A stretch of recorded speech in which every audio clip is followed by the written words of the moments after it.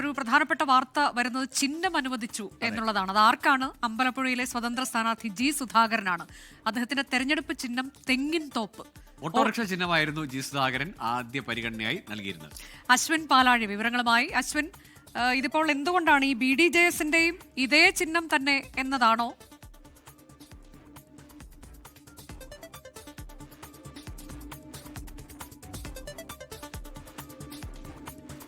BDJSന്റെ ചിഹ്നം അത് തെങ്ങിൻ തോപ്പാണ്. കഴിഞ്ഞ തവണ ഉണ്ടായിരുന്ന കുടം ചിഹ്നം മാറ്റി ഇത്തവണ BDJSന് തെങ്ങിൻ തോപ്പ് അനുവദിക്കുകയായിരുന്നു.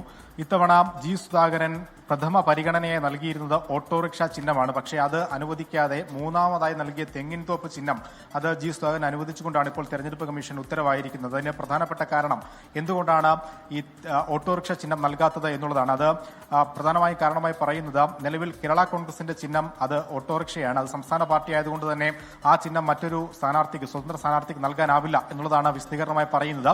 നിലവിൽ ലഭിച്ചിരിക്കുന്ന തെങ്ങിൻ തോപ്പ് ചിഹ്നത്തിൽ സംതൃപ്തനാണ് എന്നുള്ളതാണ് ജി സുധാകരന്റെ പ്രതികരണം. അത് കേരളീയരുടെ ചിഹ്നമായി തന്നെ താൻ അംഗീകരിക്കുന്നു എന്നുള്ളതാണ് അദ്ദേഹം പറയുന്നത്. അല്പസമയത്തിനുള്ള അദ്ദേഹത്തിന്റെ ഒരു പ്രതികരണം ഇതുമായി ബന്ധപ്പെട്ട് ഉണ്ടാകും. ചിഹ്നം ഏതായാലും തന്നെ പരിഗണിക്കാൻ ഈ നാട്ടിലെ ജനങ്ങളുണ്ട് എന്ന് അദ്ദേഹം പറയുന്നു.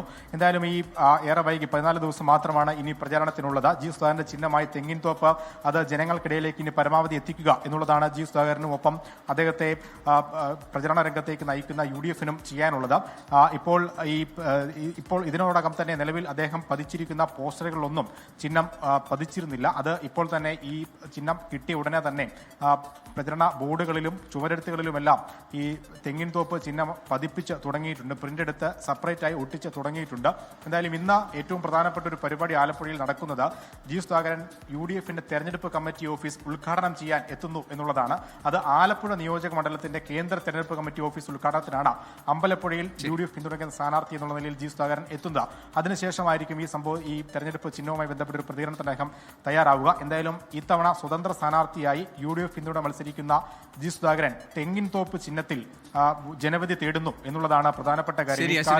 ആലപ്പുഴയിൽ തെങ്ങിന്റെ കയറിന്റെ ഒക്കെ നാട്ടിൽ അമ്പലപ്പുഴയിലെ ജി സുധാകരൻ ഇട്ടിരിക്കുന്നത് തെങ്ങിൻ തോപ്പാണ്. അത് അത്തരത്തിൽ അദ്ദേഹത്തിന് ചേർത്ത് പറയാൻ അതിൽ സംതൃപ്തനാണെന്ന് പറയുന്നു. ഓട്ടോറിക്ഷയാണ് ചോദിച്ചത് എങ്കിൽ പോലും.